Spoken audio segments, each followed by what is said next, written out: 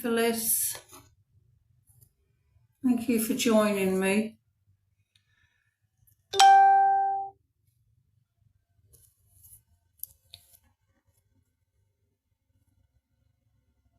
Where are you located, Phyllis?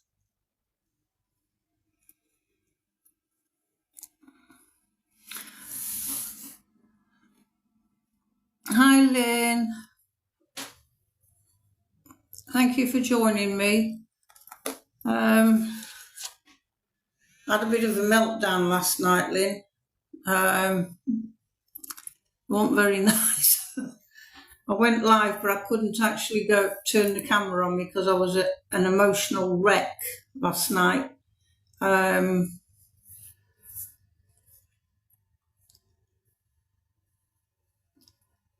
It's not been easy because I've got a few problems with my book at the moment, and it's driving me nuts. I've been waiting 27 months now for it. I may end up having to go down the legal route because it's not been very helpful. Hi, Hammy. Thank you for joining.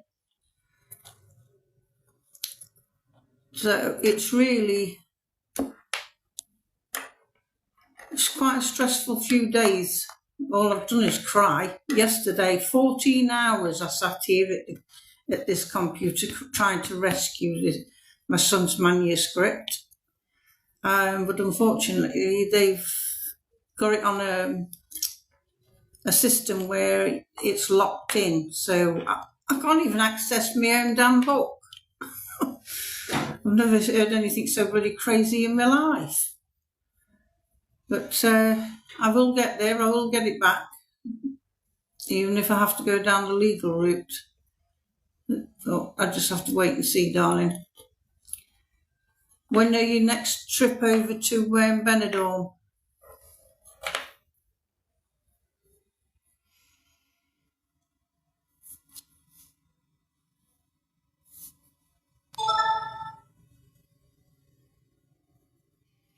Thank you for the rose.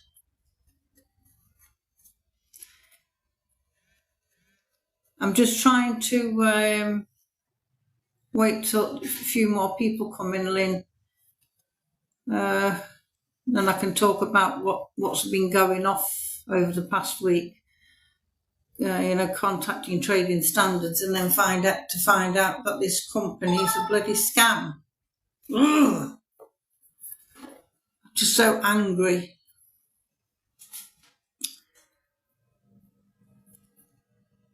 If there's anybody on here who's got some legal knowledge, please come in and let me know.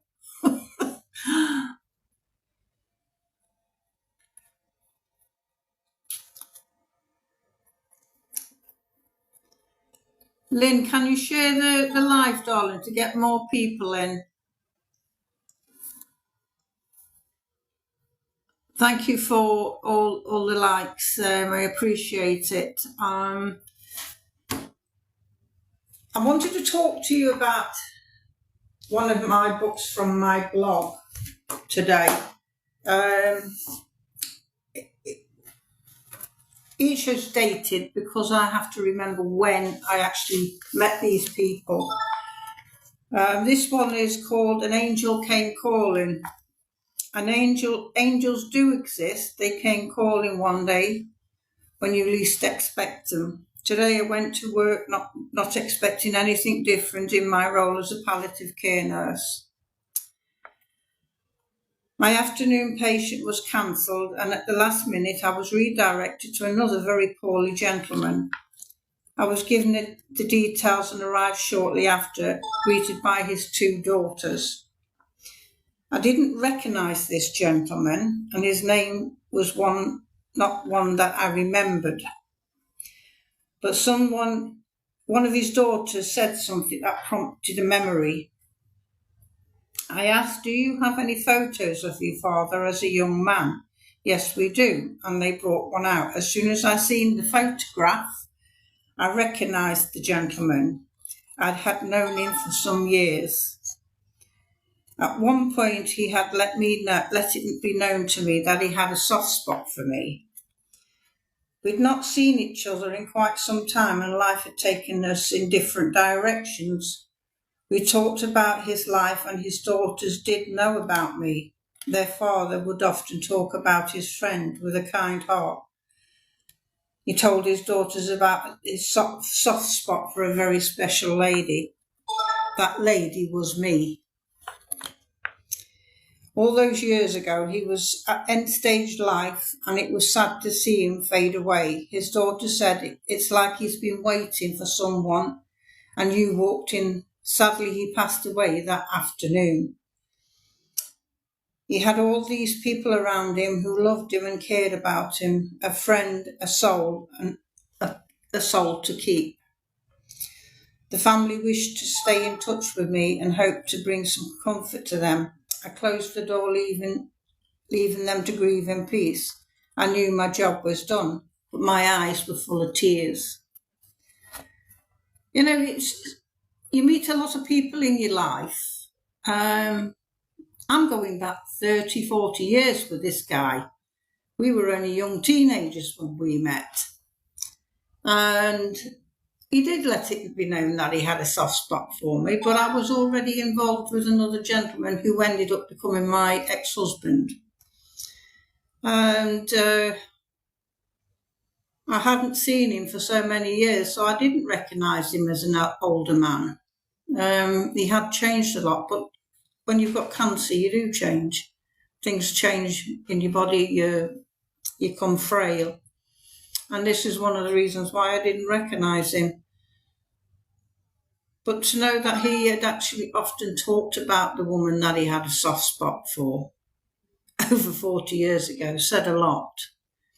And I was just grateful that I was given the opportunity to say goodbye to him in person before he left. But those are the sort of things that I've written about over the years.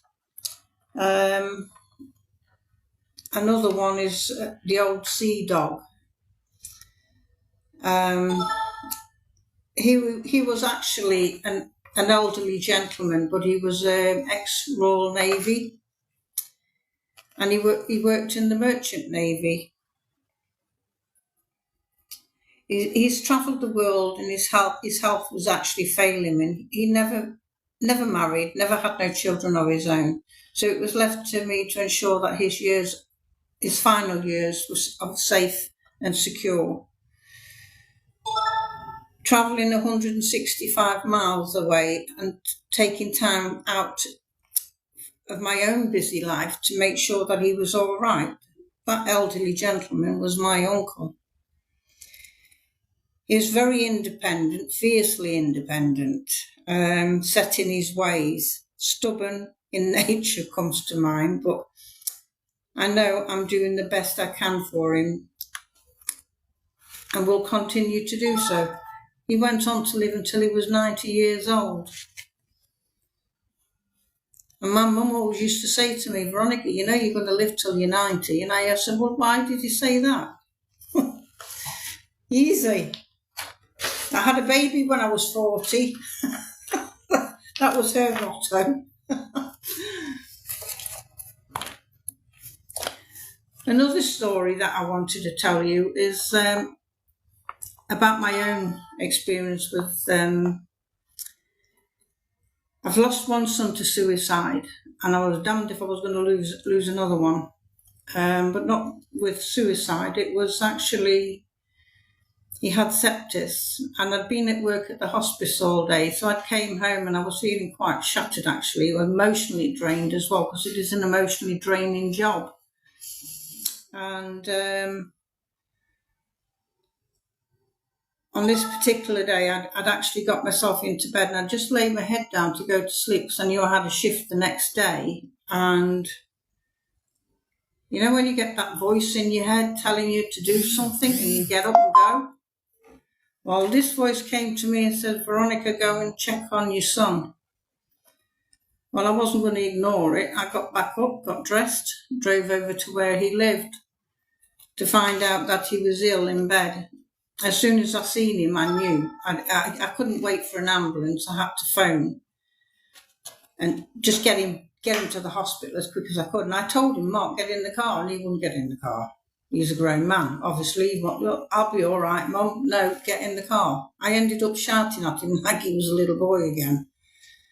Eventually I got him in the car, but when I actually got him to the emergency room, the doctors were milling around him, and they'd done several tests, and it came back that he actually had sepsis.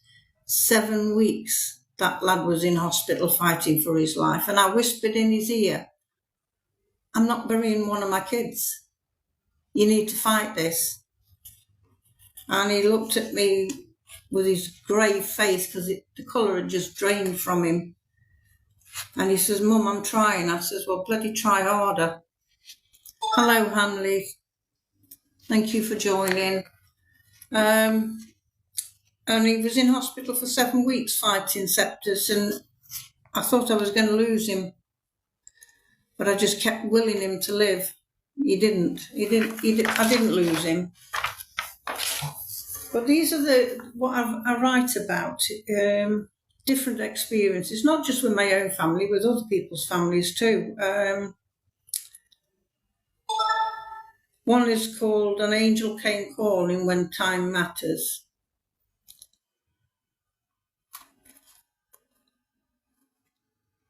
Today I went to work not expecting anything different in my role as a palliative care nurse. My afternoon patient was cancelled again, and I turned up at a very poorly lady's house.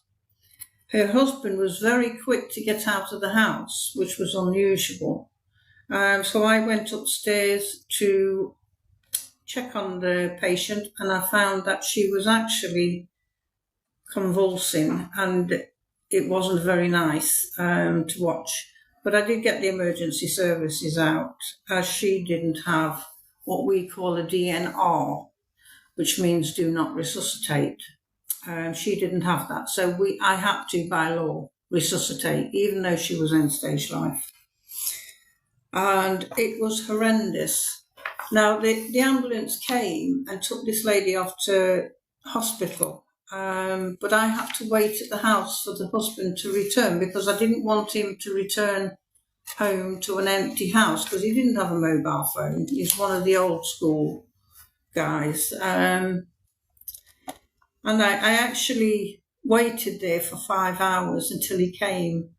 When he walked through the door, I had to explain to him what had happened and where his wife was, and I actually took him down to the hospital. And when I got there, they took him into a side room and explained to him that his wife had passed sadly. But I stayed with him until his family came, and that's when my job was done. But that always stuck with me, you know. Sometimes you go into people's lives not realising what you're going to experience or what's going to happen. You know, it's working out in the community. The one thing I will say is it's a job that I loved. I've worked with mental health and palliative care on most of my working life. But when you go into somebody's home, a complete stranger, you have to be mindful that you don't know their story. You don't know what they've gone through. And 9 times out of 10, they would open up and talk to me and tell me about their life story, what happened to them. And this is where these come from. With their permission, actually. Yeah, because I would never write about anybody or their stories unless I actually did get their consent to do so. You know, one of the things was an elderly gentleman who was at 95. He lived alone. His daughters were quite elderly as well, so they were quite frail. And I don't know if you can remember, a few years ago we had a really bad storm, winter storm, and I couldn't get my bloody car up my road for love nor money. But But I knew this elderly gentleman was on his own and he couldn't do anything for himself. So I had to put on my snow boots, as I called it, and I walked 5 miles there in the snow to his home. I let myself in with the key safe, and he looked at me quite surprised to see that I was there because of the snowstorm. And he looked and he says, "What are you doing here?" And I just smiled at him. I says, "I've come to see that smile." And that's what it was all about, making somebody's day. Well, I stayed with him all day, made sure he had a hot cup meal, and I wasn't sure if his daughters would be able to get to him. Made sure that there was plenty of stuff nearby where he could just help himself and he wasn't going to go hungry or anything. And a flask of tea. So he had a hot cup of tea to drink while he was on his own. And it was getting dark, and I looked and I said, "I've got to make my way home now." And it took me nearly an hour to get home in the snow. But that's what you sign up for when you become a carer. You know, I knew that old man couldn't have done anything on his own, and it was down to me to do something about it. You know, each and every one of us have to understand that we don't know what people are going through. You don't know what's happening behind closed doors. And the reason why I've joined onto this app is to raise awareness of mental health and suicide prevention. It's something I've experienced myself with my own son, my eldest son. Sadly, he lost his baby 29 years ago, which triggered his mental health. I was blessed to have him for another 29 years. But his demons, as he called them, just took over. And this is why I'm here. I want to raise awareness of, be mindful of people and who's out there. You know, sometimes I see people that are in distress, and I've noticed people have just walked past and they don't even bother asking, "Are you all right?" If I see somebody who's in distress, I don't care who they are. I will ask them, "Are you all right?" Because it only takes that person asking that question that may save a life. You know, and that's very, very important. Yeah, I can't bring my son back, but if I can stop one person from doing it, then that's one less family that has to go through the trauma that I've went through. Sadly, my son, his neighbour tried to get him help. At the time, he was living in Manchester, which is about 80 miles away from where I live. And his neighbour was trying to get him some help, and nobody came. They called the ambulance, the emergency services, nobody came. 15 hours later, they turned up at his door. 15 hours too late. I had a fight on my hand to get to the truth of what happened, because, you know, when you're working the care system, you have data protection, and you have certain rules that you've got to live by.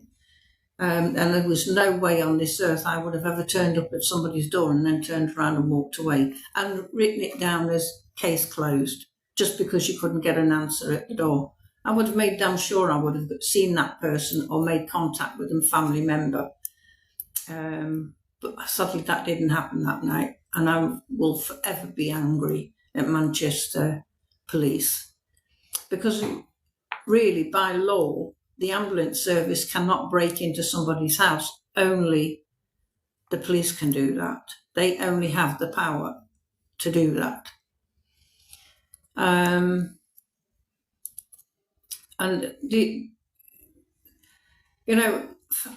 having to write I'm going through a grieving process. I've just lost my son, but in my thoughts and process, I had to get to the truth. I wanted to know why this had happened to my son. and I've wrote so many complaints to different organisations, and it took a long time to get to the truth and the answer. But reading all the reports, because I put a complaint in with the police force, also the ambulance services, even though they couldn't have broke in anyway. I've wrote to several councils for their failings, because, the council have a duty of care too. It doesn't matter which borough you're in, they do have a duty of care to look after people. And one of the things I wanted to do was change the system, and that's what I've done. I've fought for 4 years to get to that point, and my son's case was raised in Parliament. And because of Brian, the system was changed. It's to a point now where anybody with mental health issue is not just dismissed as non-urgent. They are actually put into a tier system where it's green, amber, red. Anybody with a mental health breakdown is automatically put into amber, and goes to red if there's a certain call comes in.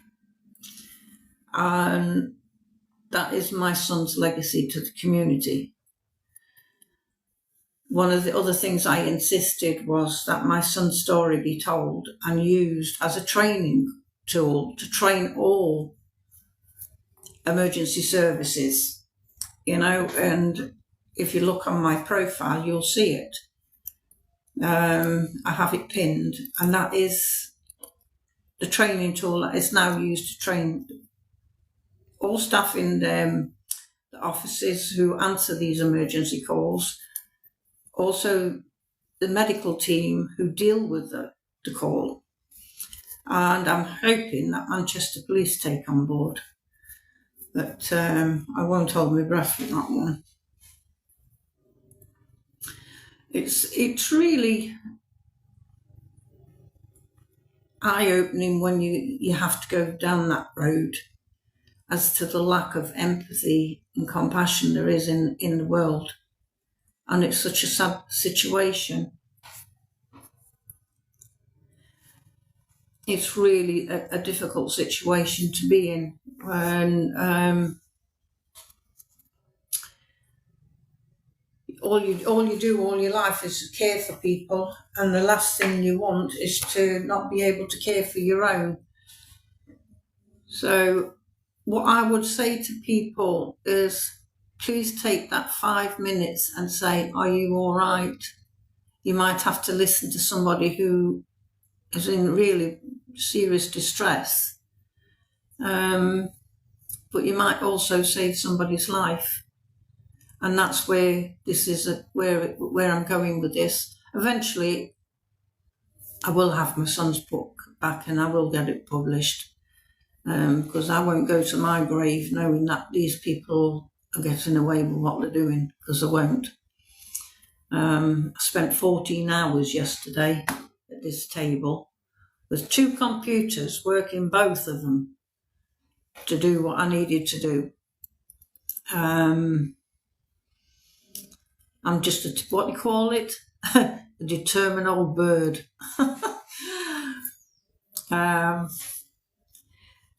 But I really do appreciate everybody who's been in the room. If there's any questions anybody would like to ask, please do ask them, and I will honestly answer you.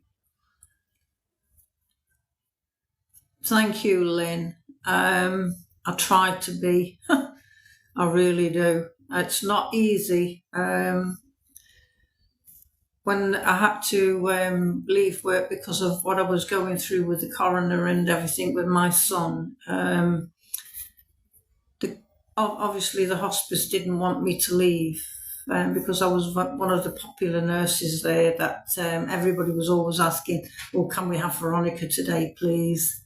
Because they knew I had a passion. And sadly, they kept my job open for 2 years. but I was just too focused on getting to the truth, changing things for other people. I can't bring my own son back, but if I can change it for others, I will. You know, and it's strange knowing that, because you don't normally know where you're going to get buried, but I do, because I know where I'm going to get buried. I'm going to be with my son. And that's something that I really am passionate about. Please do ask any questions if you'd like to. I don't mind answering anything. I will always answer them honestly. And if I can't, I will find the answer.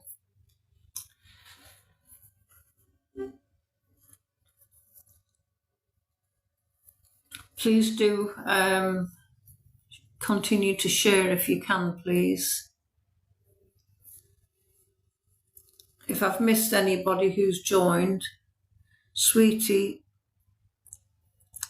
thank you for joining. I'm just checking.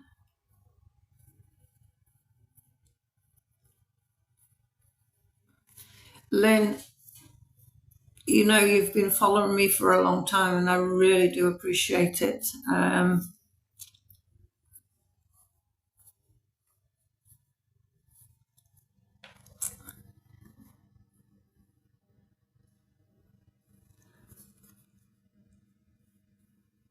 It's been really a tough road, and I thank you guys for actually being here.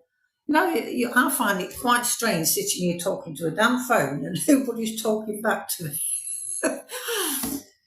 But it's all this new technology, I think, but I do find that weird.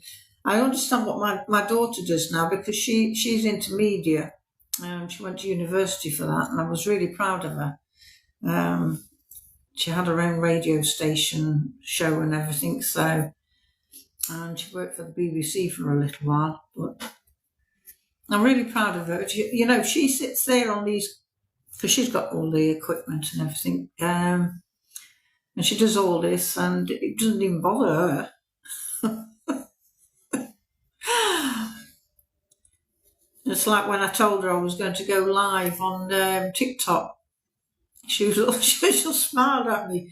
So, oh God, my phone's got me.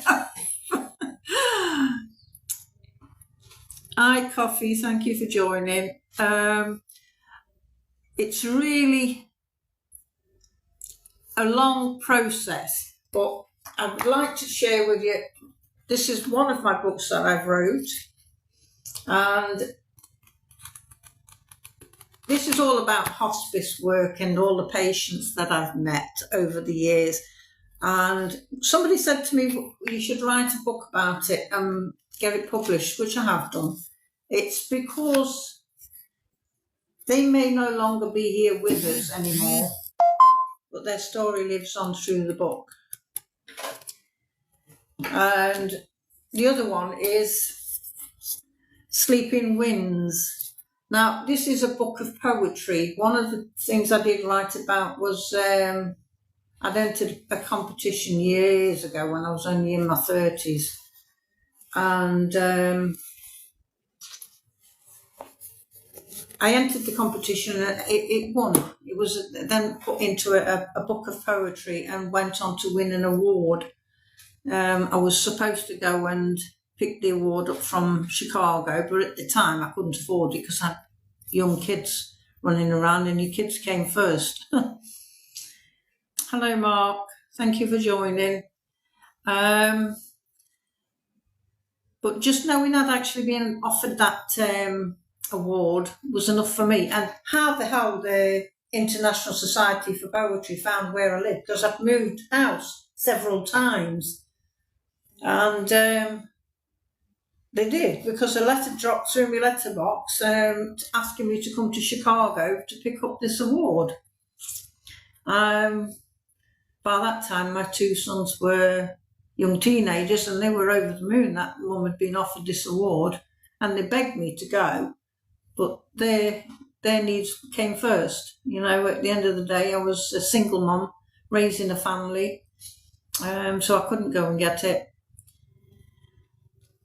Hi Chris, thank you for joining. That was a really inspirational, but it got to a point where I was actually looking after my mum.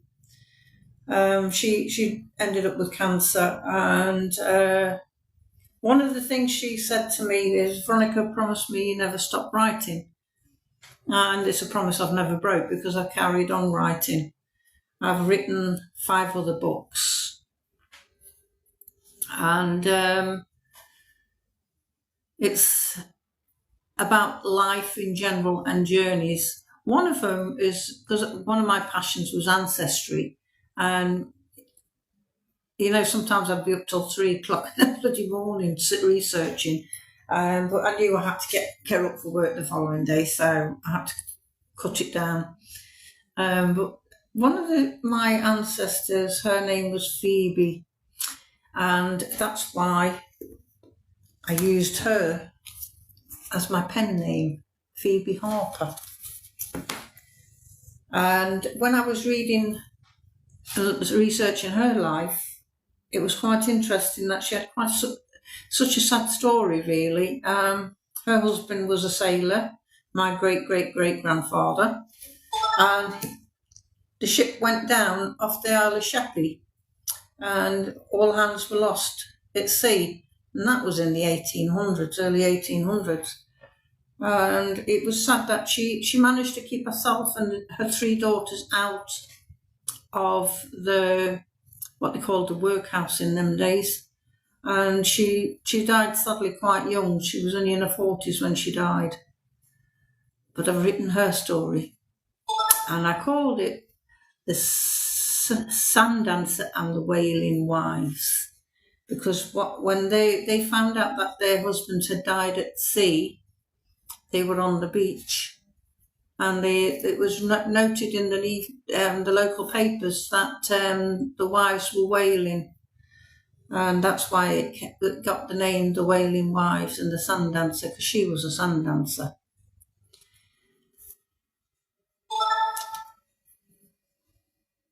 Thank you for joining me, Yorkshire Train. I've been on the train up Yorkshire. Yeah. My grandfather was a railwayman, so